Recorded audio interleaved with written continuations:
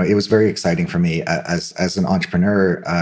It's beautiful to see an idea come to life and then expand, and so it's like I'm sure like a baby watching it crawl, watching it stand up, walk, run, and then for me, once I know that it's good, it kind of lost its interest for me.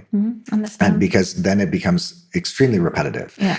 And I'm not really, an operations person. I like to, think of an idea and bring it to life. And so that's where, I think that the monotony started to sink in of what needed to happen for the business to continue. And to be honest, I came from being an athlete till 20, then to an entrepreneur. And at 30 years old, I started getting this question in my head of who would I be if I was just, nobody, if I was just some guy. Yeah. And so obviously I couldn't step away from being a son. I couldn't step away from being a brother. But I could step away from being all the other ties that I had. And so, maybe that's a midlife crisis. Maybe it's, some awakening, but that's really what spurred that journey. And I just wanted to, go. And I think that's why my first trip was to Tokyo, because not many people speak English, and nobody knows me there, and I couldn't even communicate with people.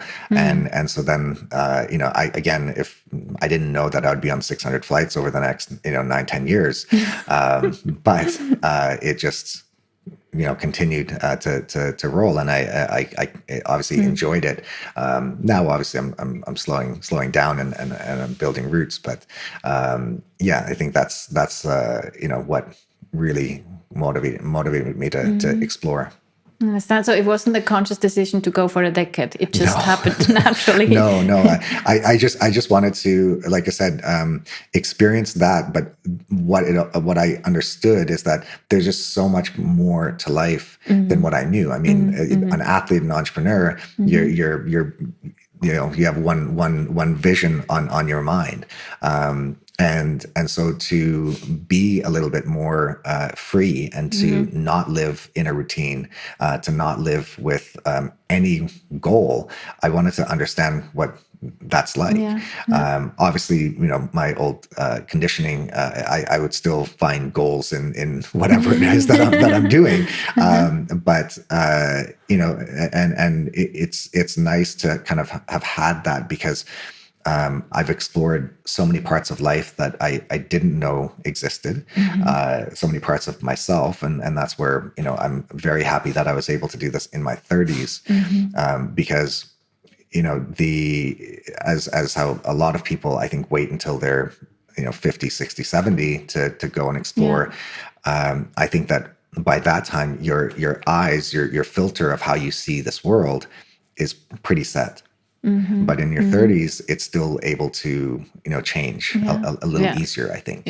And so that's where, I'm very happy that my filter has changed to see the world that I see now for the rest of my life. Well, can you describe the difference between before and? Well, I mean, I would say that, let's say, the amount of judgment has definitely changed, because again, I was in such a small world that anything outside of that world is different, is bad, or is just not for me.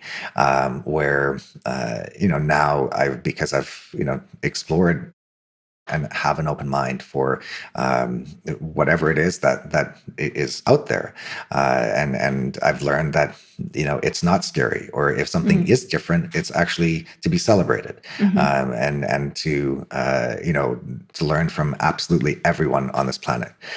So that's where I think I'm sure that there's more differences, but from Yeah. a quick overview, I think that's Otherwise, as we said, we should talk at the next stopover. We do another one. But I mean, of course, I totally relate to what you're saying about celebrating these challenges or difficulties, right? Because this is exactly with many firsts. Also, the first step is usually not the easiest, takes a lot of courage, or we're not proficient yet in what we do because it's the first step.